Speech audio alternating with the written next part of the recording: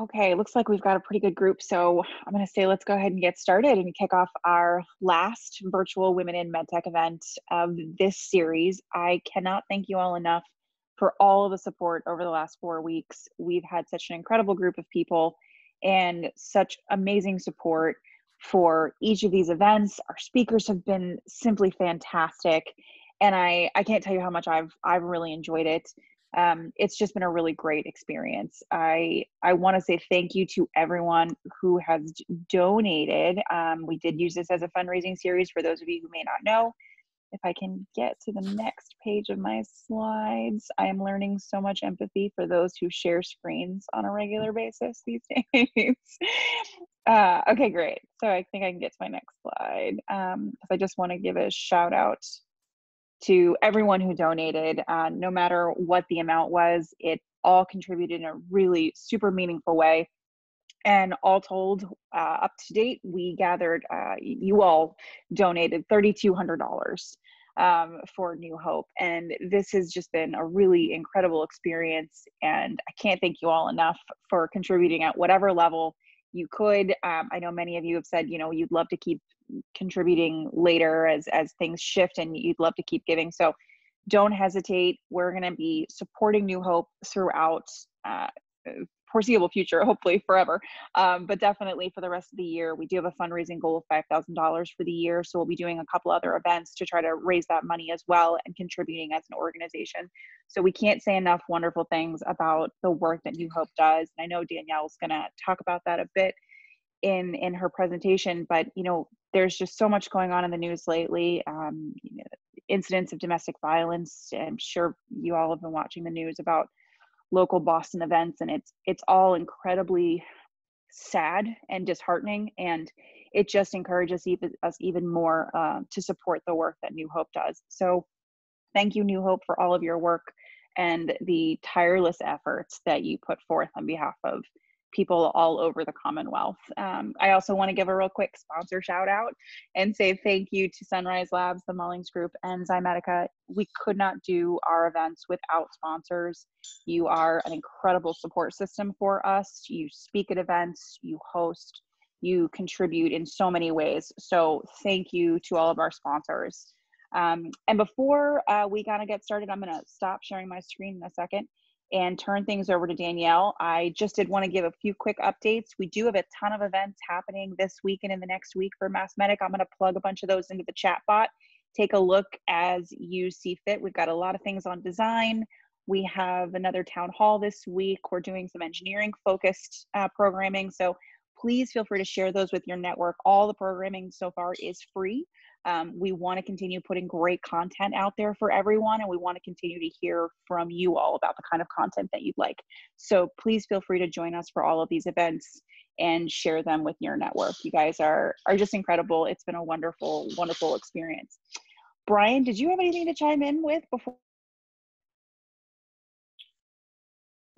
No, I'm really excited about this program, and I want to commend you again for putting this together. And this series came together pretty quick, but it's been really inspiring. We've heard from two really fantastic founders. We've heard from about how to handle mental make ourselves stronger mentally and deal with all the complex emotions that we're feeling during this time. And last week, Holly gave just some incredible advice about how to sort of put your career together. And now today, I'm just very excited to hear the stories that we're going to hear today. And I just want to thank everyone who contributed.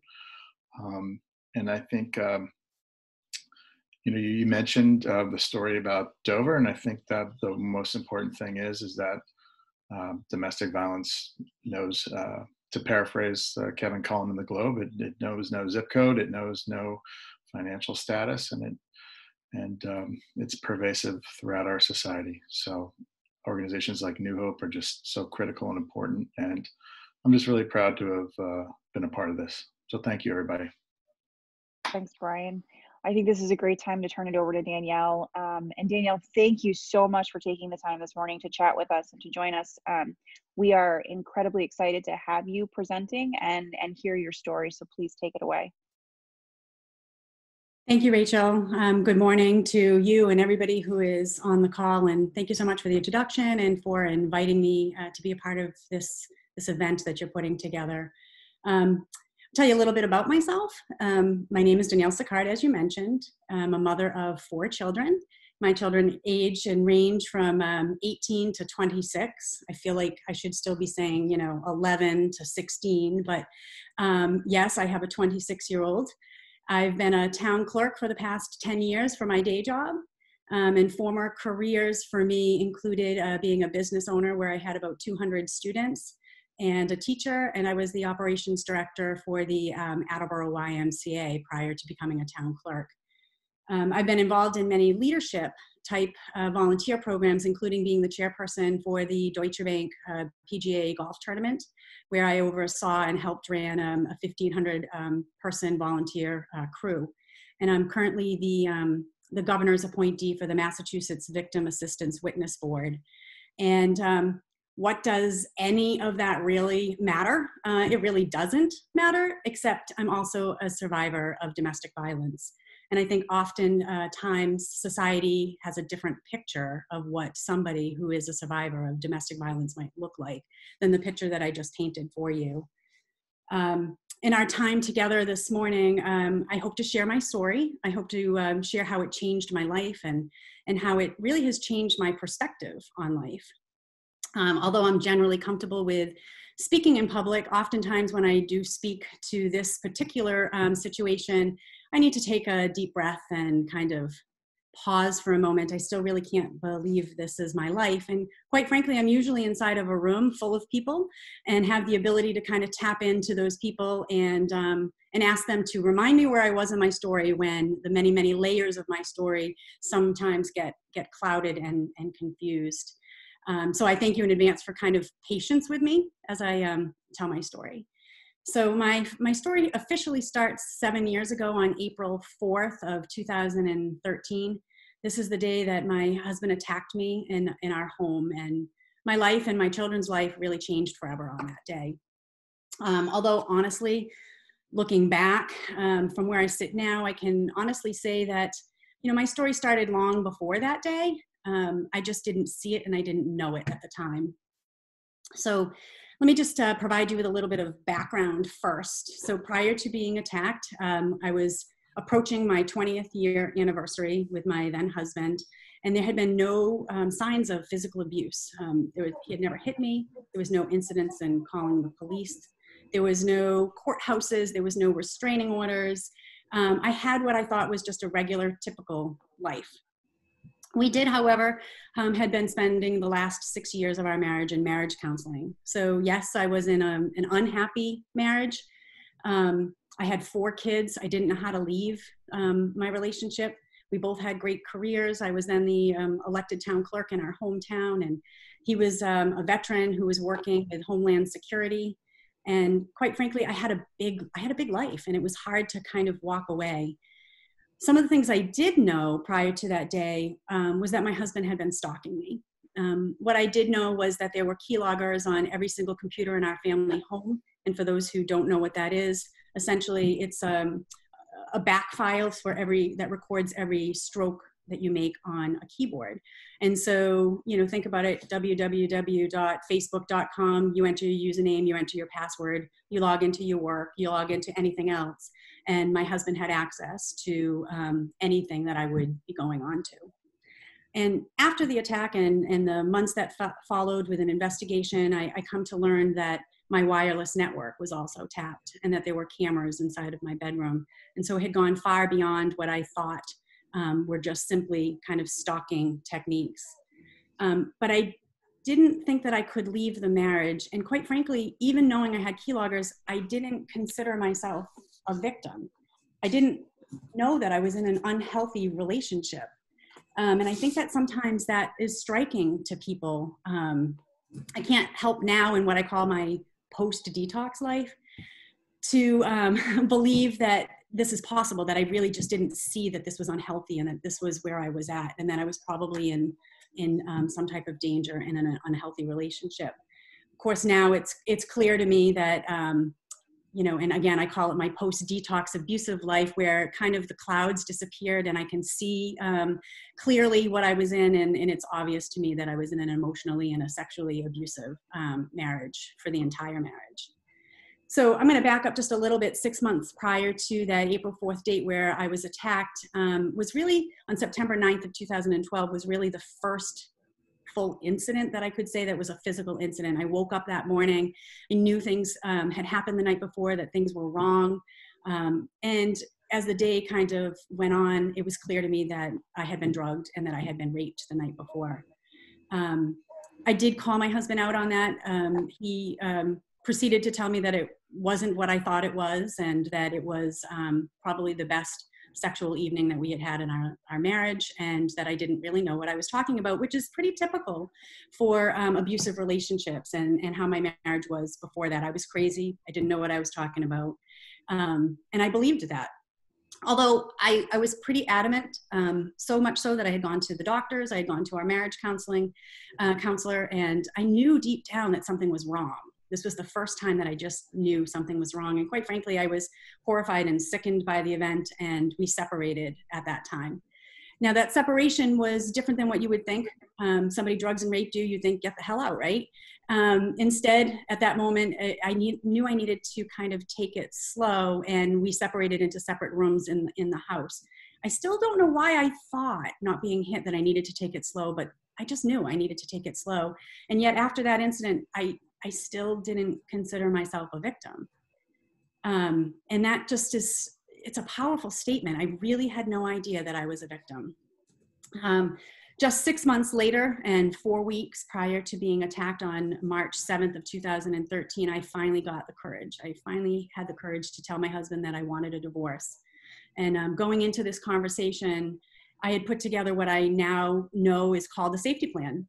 I had sent my children out of the house for the evening. I had packed a bag for them. Their school bags were in the back of my car. I had a phone hidden close on my body. I called one friend who knew what I was about to do and had said to her, if you received a text message, a phone call, any type of communication from me, please just call the police. I also had called a neighbor who I had also had no idea that we were even separated, and said, if my front porch light goes on, could you please call the police tonight? Don't come over, don't ask any questions. But I knew deep down I needed to have a safety plan. So think about that for a second in your own lives. To have a difficult conversation, sure, it was a difficult conversation with your spouse, yet putting together such an extensive safety plan and not really knowing that that was not normal. You know, it was just kind of on autopilot, and I knew that I needed to do that. And luckily that night I didn't need that safety plan. It really appeared that although it was a difficult conversation and he wasn't happy, that he was going to let me walk away. Quite frankly, I remember feeling such a sense of relief afterwards and thinking, you know what, I am stupid. I don't know what I'm talking about. He's right. I could have left a long time ago. This was all ridiculous. And over the next 4 weeks, my then husband was the perfect husband, the perfect father. He seemed to kind of understand and connect all the dots from 6 years of marriage counseling. And anything that we had talked about and asked for, all of a sudden he was doing it. Now I didn't waver on the separation, but I did really buy in hook, line, and sinker that he was going to give me a divorce. And on the morning of April 4th, as a separated couple, he wasn't allowed to be in my bedroom, and we had a written document as such. But really, I only had 4 weeks before our plan was for him to move out of the house. My son was coming home from his freshman year in college, and I only had 4 weeks. And so my MO at that moment and at that time was smooth sailing, no arguments. He's agreed, he's going to leave. Just keep it cool, calm, and collective. And so when he walked into my bedroom, although I was unhappy, I didn't get into any kind of altercation or argument with him.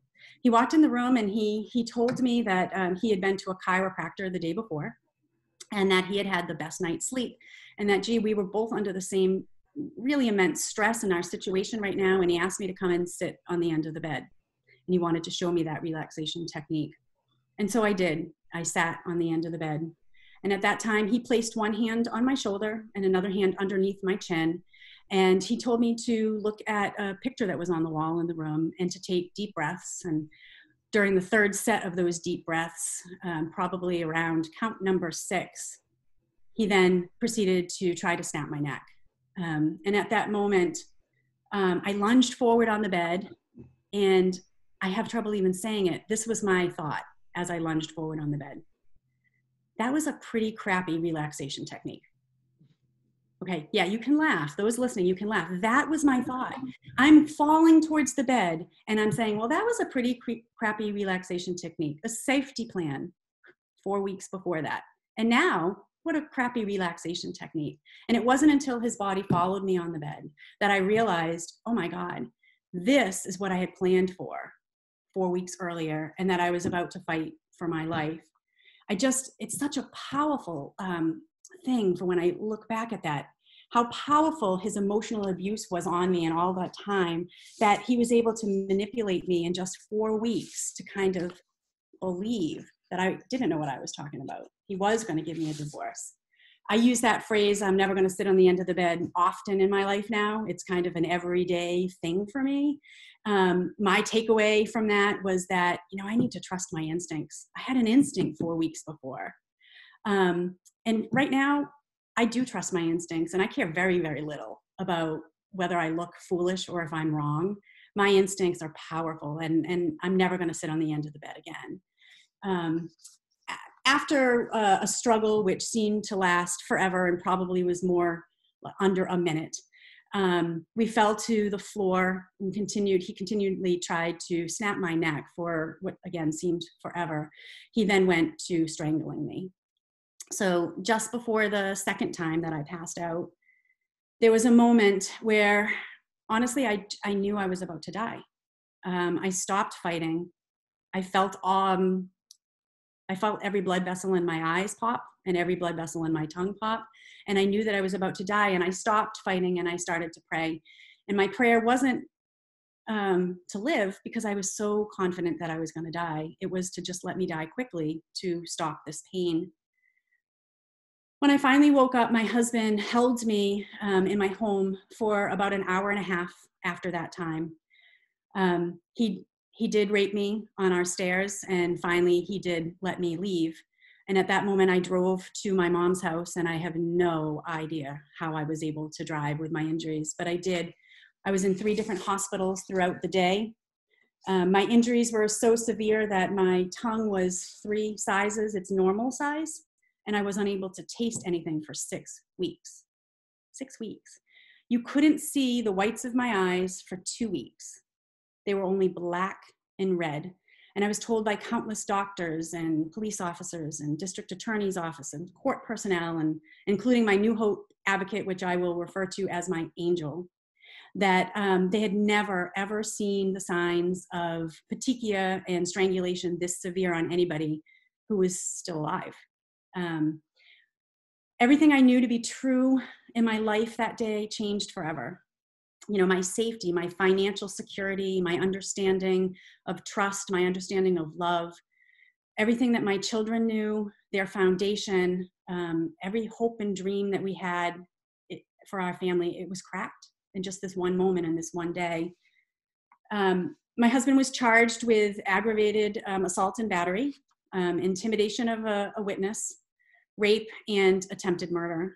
And despite the DNA evidence that was found on the stairs where he raped me, he was only convicted of aggravated assault and battery.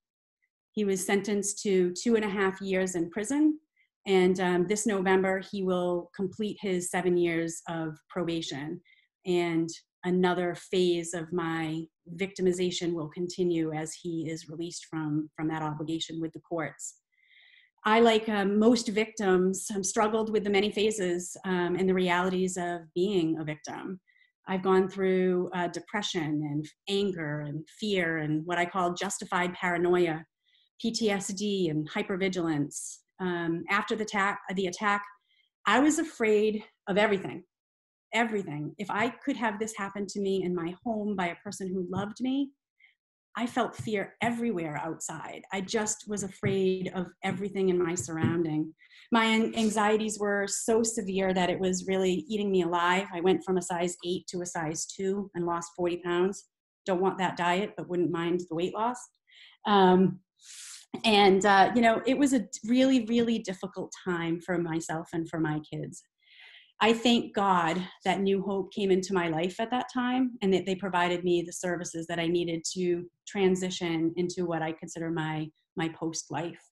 My children and myself benefited from months and months of counseling appointments, well beyond the counseling appointments that they are obligated in their services to provide.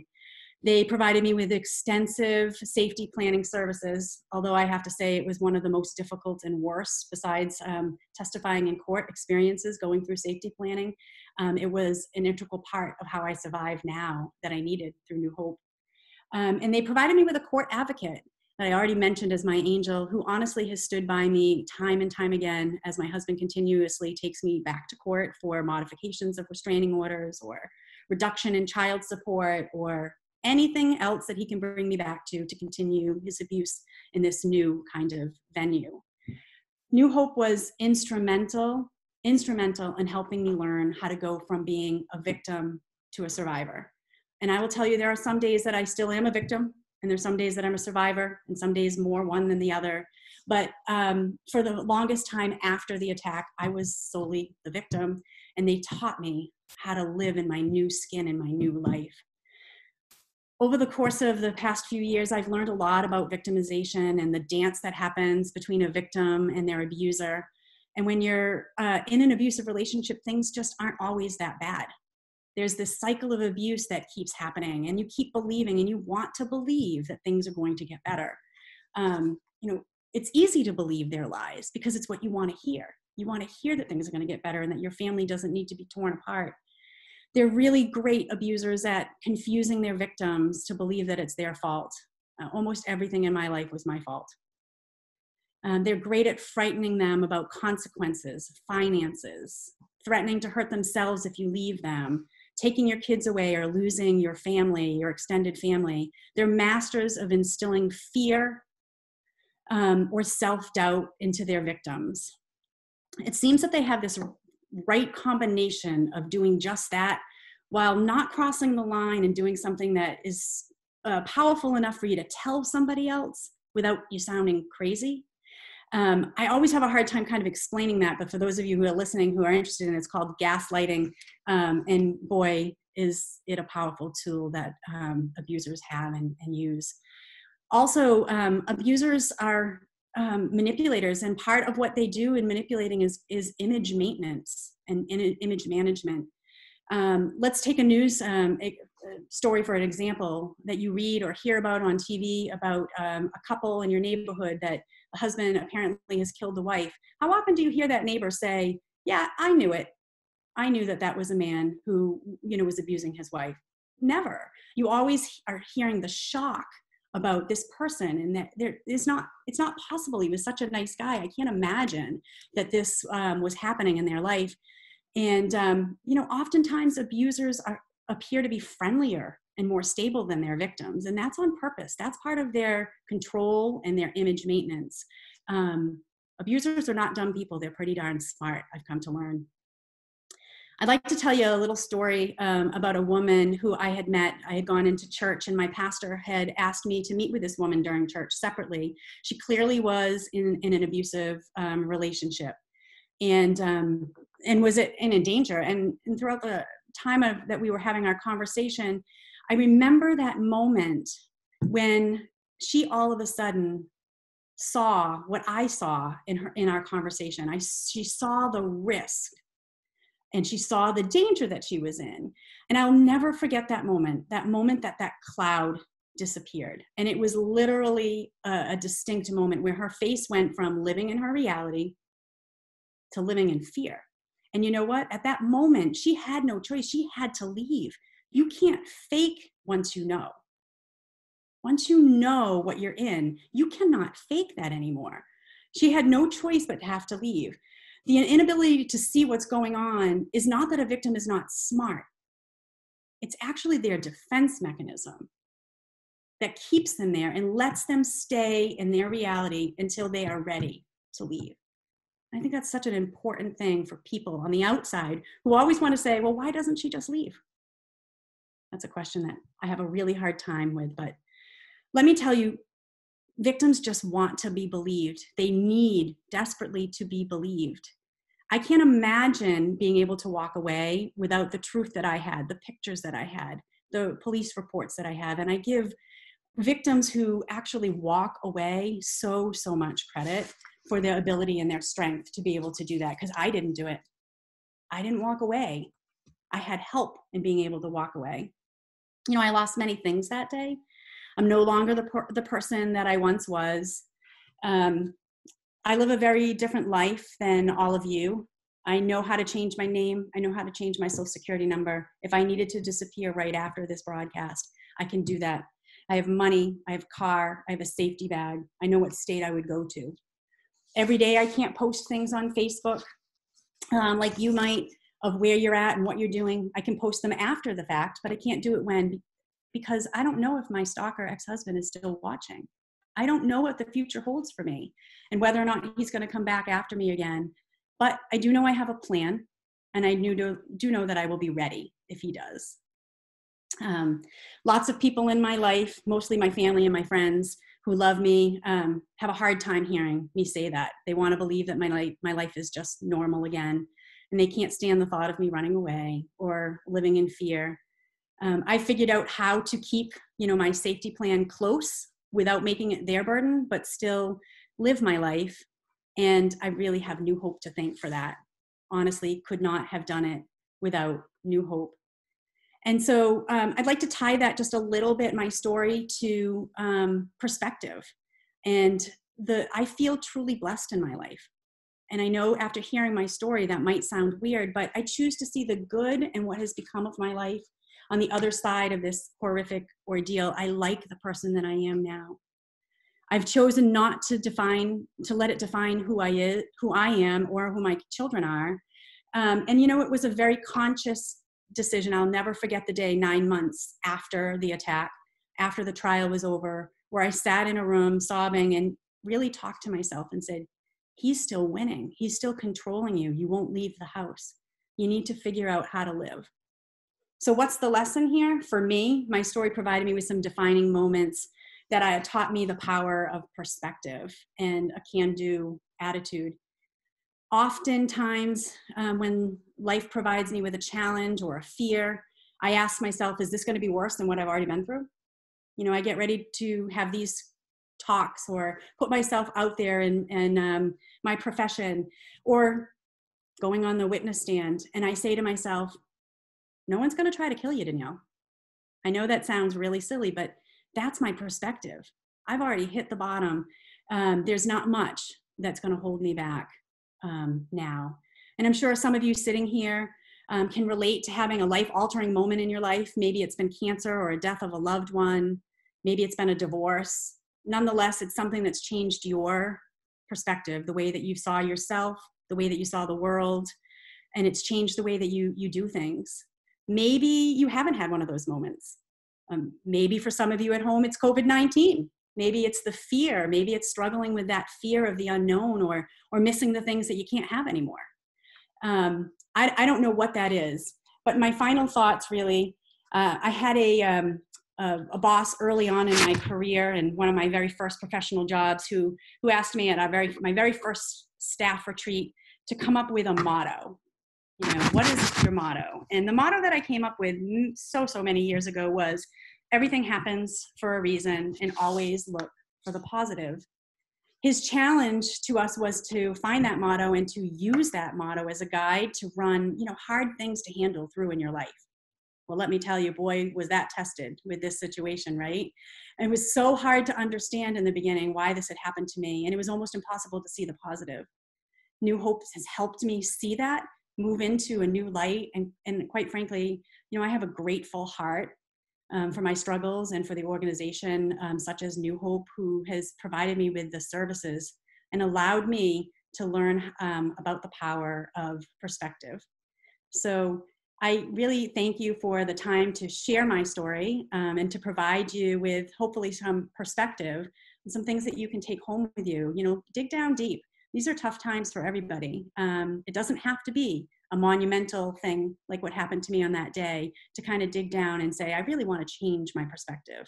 I have two ways to look at this. and I'm going to choose to look at it from a positive way. And quite frankly, that's the best way to help your own mental health.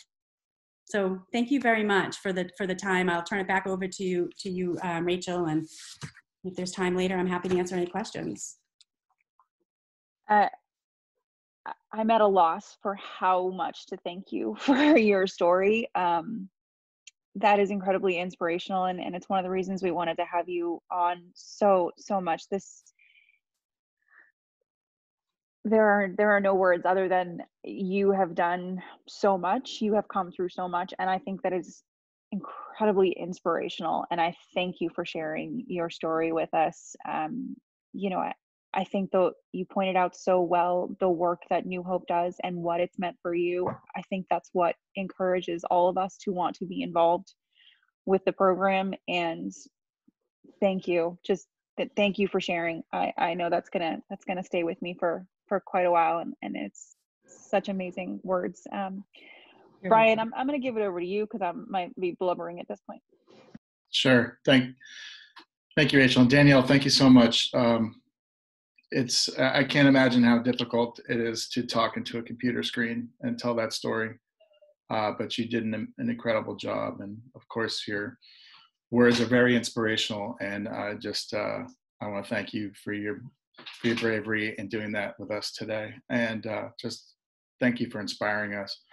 I am really pleased, although I'm a little bit of having to follow the presentation, but I'm going to do my best.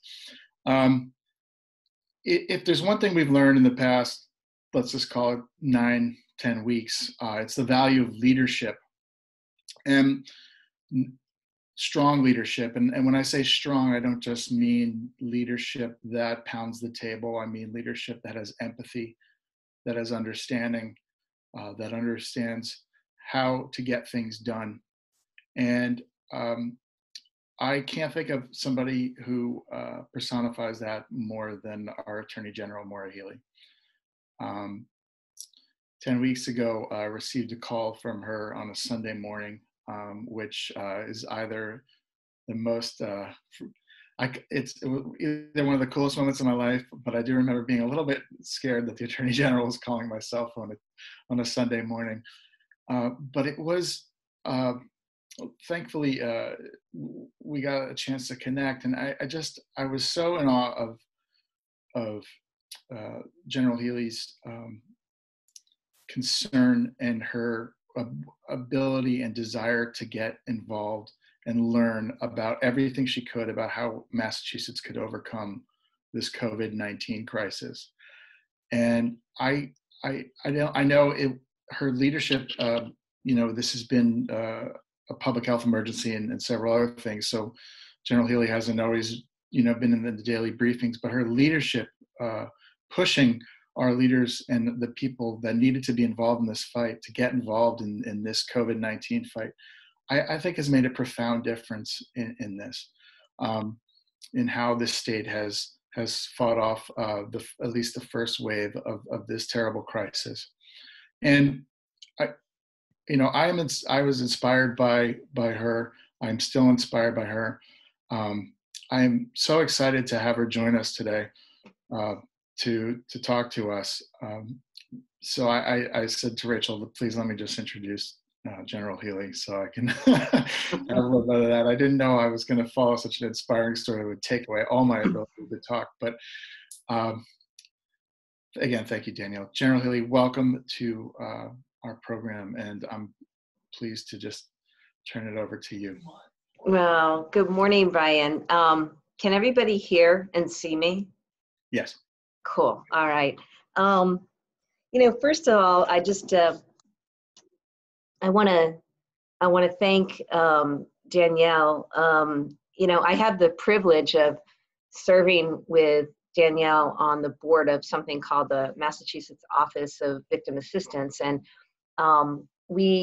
MOVA is an organization that is a statewide organization that's there to help provide resources, funding, and the like to survivors and victims of domestic violence and victims generally. And having Danielle's voice on the board has been really personally, profoundly moving, and also of tremendous impact. And I just, I can't thank you enough, Danielle, once again, for sharing your story and being so vulnerable, helping to break stigma, and just talk about it. And so it's appropriate that today's session is inspire and be inspired. And there's no better person who represents that than you. So thank you. And to the folks out there and those at New Hope, I think we know right now just how dangerous a time it is in so many homes as people are literally quarantined with their abusers. And I was really sad, though not shocked, to wake up the other day to a story about the poor woman who was murdered by her husband in Dover. Incidentally, my office had actually prosecuted that doctor last fall. He entered into a settlement agreement with us, but basically he was falsely billing over at St. Elizabeth's where he practiced. And I remember hearing the stories at the time from my team that he was a bully on the job too, and threatening retaliation against those who had reported him. I never could have imagined that 6 months later, he'd murdered his wife, and makes me think a lot about that right now. And if there's anything we could have done or seen. Needless to say, this is a serious issue, and we teamed up a few weeks ago with MOVA, my office, to try to get the word out, literally creating flyers that we could put up in laundromats or grocery stores in different languages so that women would know that there's a number to call through our SafeLink hotline, 24-hour hotline, and that even if they're not ready to leave, there's a place to make plans and a number to call. And we've just tried to raise public awareness about this issue because, unfortunately, reports of domestic violence, of course, have dropped. Well, it's probably quite likely that incidents of domestic violence have increased with the stress of all that is happening right now. And again, the fact that people are essentially locked in their homes with their abusers. So, I think everything that is being done to help break down that social isolation, is so important. So this is a time where organizations like New Hope need more assistance than ever. And that's why I'm delighted that when Brian reached out and told me that there was this effort to support New Hope through this virtual series, I was really, really delighted. I just want to talk for a few minutes about, well, a few things, but one observation that I just wanted to make is that I think this crisis has brought to light so many things. And among the things that it has brought to light, including the fact that this disproportionately has affected communities of color and really laid bare some of the disparities in our society, as you see Black and Brown communities, immigrant communities suffering, getting sick, and even dying in numbers greater than the rest of the population. It's also really exposed the role of women. I mean, it is the labor of women that is keeping so much of this going. 1 in 3 jobs in this country that have been deemed essential are held by women. They are 72% of grocery store workers. They are 89% of home healthcare aides, 91% of nurses, just to name a few. And in addition, this is happening at a time where women who have traditionally held duties at home with kids, with taking care of aging parents, have been asked to do even more. Homeschooling, for example, or thinking about and making sure that their aging parents either have groceries delivered to them or some have parents in nursing homes. And, it's the labor of women in many ways that's keeping so much of the fabric together right now in society. And yet it's also women who are being disproportionately affected.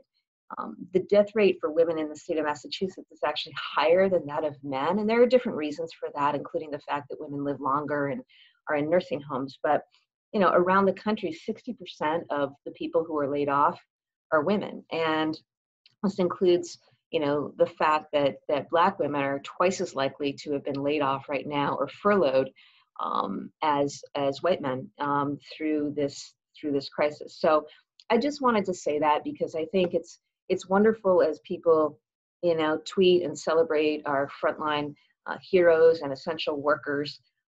But it's also really important that I think we push leaders in government. First off, elect leaders who are going to stand up and value women in society, and do things like support sick leave and paid family leave, support access to health care, including reproductive health care. All these things matter. So I hope that that's what we see, going forward, is a greater recognition and actually action to do things that will support and take care of women who for far too long have had to live and have been treated in ways that are just unfair and not right. I'll tell you a little bit about, how I come to this. I remember that morning, Brian, and that's hard to believe. I guess it was probably 10 or more weeks ago. Basically, I was really concerned. It was the very start of all of this. And I was really concerned that we just hadn't had a plan or action about this thing called personal protective equipment. 4 months ago, I didn't know what PPE was. Now everybody's talking about it. But I knew that we had a problem here and that we needed to make sure that there was PPE available. And having spent a fair amount of time dealing with the federal government, particularly the last few years, I knew that we weren't going to get much help from the federal government on this. And so one of the things that I was thinking is that, in Massachusetts, we're so lucky to have resources that we have, our amazing hospitals and healthcare institutions, research laboratories, our colleges and universities, and this amazing collection of biotechnology, life sciences, and other entities, including this wonderful association, MassMedic. And so I was thinking that, boy, if there's going to be a state that can really conquer this and take this on, figure this out, it's got to be Massachusetts. So I made a call over to Bob Coughlin at MassBio, and I made a call to Brian, and we started a conversation about how we could mobilize resources in this state, our amazing companies, to see if they could either donate or manufacture or secure through their own supply lines PPE for, in this instance, it was really focusing on our healthcare providers, but PPE generally. And Brian and I hadn't met, but I immediately took to him. And I cannot tell you, if I were going to go to battle with somebody, it would be Brian Johnson, because he was all over it and chasing down leads, talking to companies. And this was in the early days before the Baker administration had really formalized any plan around that effort. And were it not for Brian hopping on a lot of those leads and mobilizing those companies, we would not have been where we needed to be in terms of getting some of the supply in. And were it not for the supply, we would have seen far greater numbers of infection and, unfortunately, with that, deaths. So I just really appreciate how we came to know each other, and I look forward to finding ways that my office can work with this organization in the time ahead. Because I do think that this whole pandemic has effectively broken apart so many of the conventions and norms and the way we do everything, from the way we work to the way we educate our kids to how we access healthcare. Right now, one of the things that my office worked on very quickly was to help license and make available telehealth, both in the state and across state borders. And I think that's an important effort that is here to stay for the good. I think about the changes that we're going to make now with voting. We're probably going to be a state, hopefully, that moves to vote by mail. So I think about, all of these things as truly opportunities, not to rebuild. I never use the language rebuild because in my view, so much wasn't working. I mean, we put out a report the other day that basically mapped rates of air pollution in communities and showed that communities with bad air understandably have worse health outcomes and also are the ones hardest hit by the coronavirus right now. So communities like Chelsea and Lynn, Brockton, Lawrence, Lowell, not rocket science, people probably knew that, but to really put a face on, boy, this thing about the environment and how we allow stuff to be, cited in communities or permitted in communities, it actually really matters to people's health. And so I say that because, I think about some of what is inspiring is I think about the potential of this moment where we really have an opportunity to think about better ways to build a society that is more just, more equitable, and works better for people generally. And it's going to take a lot of work, and we had to get through this acute period right now where there's been tremendous heartache and devastation.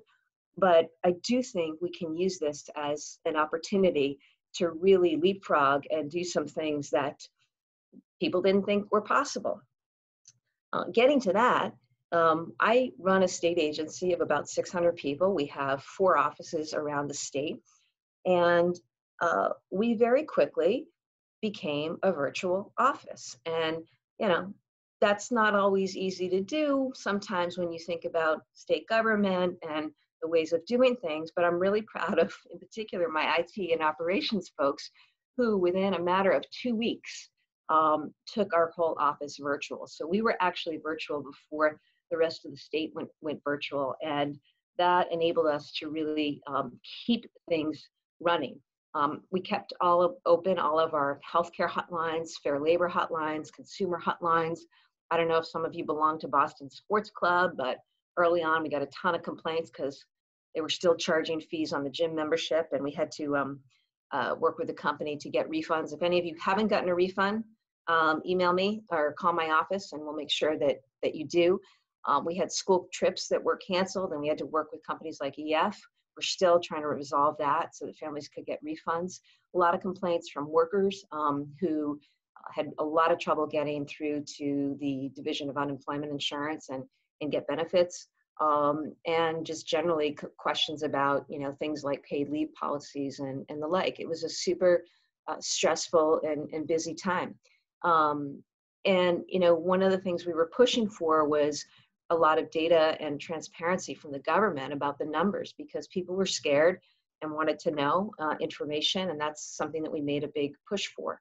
And we also have spent a lot of time recently trying to help our small businesses. There are 122,000 small businesses in Massachusetts, and so many have fewer than 20 employees. But the fact of the matter is these businesses haven't been getting help from the PPP program that the federal government set up. And so we're continuing to advocate for small businesses as well. So I just say that a little bit as background to all this. It's a stressful time, a challenging time. It's been a time, though, of tremendous partnership. I think you have seen, government work with the business community, work with even labor organizations, work with NGOs to try to, make things better. Every morning for the last several weeks, I'm on a call with the governor and Secretary Sutters and the heads of the hospitals. I thought it was important several weeks ago that we be speaking. So I texted the governor on a Sunday night and suggested we convene a call the next morning with those folks, and we did. And that's continued every day since. And it's been really important because we get real-time reports about infection rates and, how many ventilators one hospital has, and, do they need to shift over to this hospital? And I just want you to know that's happening every day behind the scenes. And I think it's left us better situated to meet the needs of this crisis. So those are a few things. I just wanted to share with you a couple, 3 stories about things that have really inspired me throughout this time. one of the things that I've seen this tremendous outpouring of empathy and compassion. And, that's taken the form of some people making masks, which is really amazing to see the number of people out there with their sewing machines, some who are learning to sew for the first time, out there making masks and giving them to people, which is literally a life-saving act. It's a beautiful act right now. That's been inspiring. I've also seen a recognition that there are a lot of people who are suffering right now from real food and housing insecurity. And we really need to meet those people where they are and target resources there. So I got a call about 6 weeks ago now. I can't remember, the time is all melded together, I suppose, for all of us, but I think it might be 5 or 6 weeks ago, from a friend of mine, Gladys Vega. Gladys is a force of nature. She runs something called the Chelsea Collaborative in Chelsea. And she called, and I could hear the desperation in her voice. And she said, Maura, I'm running out of food. The Chelsea Collaborative runs a food pantry as part of its many activities. And she had people in line that afternoon, and they were running out of food. And she also had people in line who were visibly sick, but had nowhere to go because they couldn't go back to their apartments. They were afraid about getting their family infected with the coronavirus. They suspected that they had it themselves, and they really had nowhere to go. And so we had a conversation about, getting the, first off, National Guard in to get more food and supplies, and also to figure out some ways for these folks to have housing. And, ultimately more housing was made available and hotels and the like. But, I was just really glad that Gladys, who sits on my New Americans and Race and Equity Council, could just call up and let me know what was going on. And then we decided from that we needed to really attack this. And so we worked together and we created a couple of things. One was a flyer. It was basically know your rights, for people out there. The fact that there's no debt collection, no evictions right now, no foreclosures. If you're scared in your workplace about your safety conditions and you don't know where to go, or you're afraid about being retaliated against if your employer says come to work but you're sick, here's the number, call our office. So we wanted to get that information out. We also wanted to talk to people about going to the hospital, because sadly we started to see people who are afraid to take their kids for vaccinations or just seek care. I remember hearing the story, this woman had, it turns out, really, really bad appendicitis, but she waited because she was afraid of going to the hospital and getting coronavirus, and she ended up getting really septic and incredibly, incredibly sick once she did get to the hospital. So, the other thing is there's a lot of fear, particularly in immigrant communities, that if you show up right now, that information may be collected by the government and turned over to ICE. And we really needed to make known to people like that's not what's happening, and hospitals are safe and we'll take care of you. And so we created these flyers, and I had the opportunity, it was 2 weekends ago, 3 weekends ago now, I went over to Chelsea and stood in the line there and handed out diapers and food, other supplies, but also our flyers that were in multiple languages. There, a high Spanish-speaking population, and literally talked to people, on the spot, including one woman who was threatened that morning with eviction by her landlord, and we were able to say, no way, you can't do that. And I'm inspired by people like Gladys, who she's not an elected official, she's not a politician, but as I say, she wields more power and than anyone in that community, and really is such a force for good. And you see these people in this time, like the Gladys Vegas of the world, who make things better in so many ways. Same thing over at Everett Grace Food Pantry. I was over there, and there's a wonderful woman who's organized that, and that's been going on. The lines stretched probably 5 city blocks. I watched as people patiently stood in line waiting for supplies. And this woman has organized it so they've got a ton of food coming in. She's got the Everett police there who are volunteering their time every Sunday, and it's a really beautiful thing. So that's what I've seen in terms of some real inspirational experiences. I've also seen, the inspiration of our frontline workers. My mom was a nurse and my grandmother was a nurse, and I was afraid of blood, so I ended up going to law school. I'm over that now. And now I kind of wish I had gone in that direction somehow. But I have been so moved,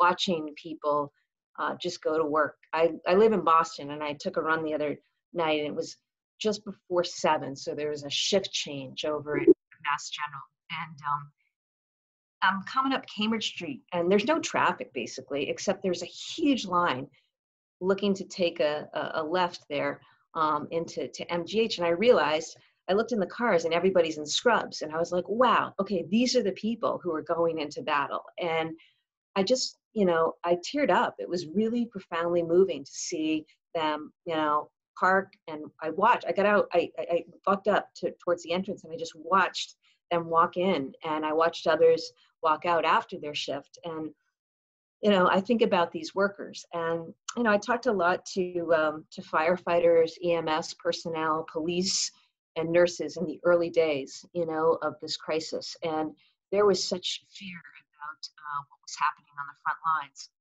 I remember the story of one firefighter who, went into a house, and at that time, the state wasn't giving numbers about who was actually infected. So basically, they're going in naked, exposed, without PPE, and it turned out, of course, that there was a coronavirus infected person in the house, and 3 others were as well. And all of the firefighters, I think there were 3 or 4 firefighters and EMTs who were exposed.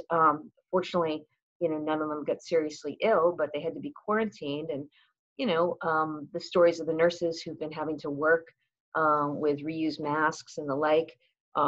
Sad to see the other day the woman who volunteered to go back as a nurse and died at the age of 61 shortly thereafter from the coronavirus. So that led me and my team to say, we got to do something. And one of the things we did is we created a whole new website. It's called frontlinema.org. And basically, it's a site where if you're a frontline worker, you can go and just with your mobile phone, we've got really easy to access information about things like if you need emergency childcare. There's a woman on the South Shore right now who's a nurse who wasn't sure how she was going to continue to do her shifts in a Boston hospital while she's got kids at home. And through that, we were able to connect her with emergency childcare. There's information about housing. We worked, my office reached out to a bunch of hotels and got them to partner with us to make housing available to first responders and frontline workers who, didn't want to go back to their homes, but needed a place to stay either in between shifts or to quarantine. And that's happening. Donations from restaurants, right, on free or discounted meals. And there's also a section there, we partnered with MGH health professionals to create a whole section on self-care. And actually, you know what, that's like the most visited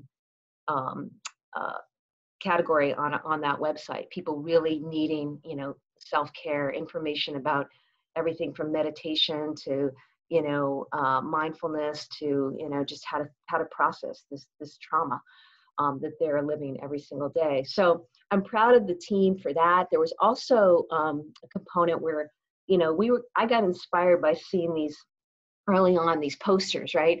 And of kids, who'd made posters thanking our nurses and doctors and mail carriers and the like. And so we wanted to create something where the public could participate. And so if you go to our frontlinema.org website, you'll see that there's actually a place where you can post something on what our hero wall is. And that's been really cool to see.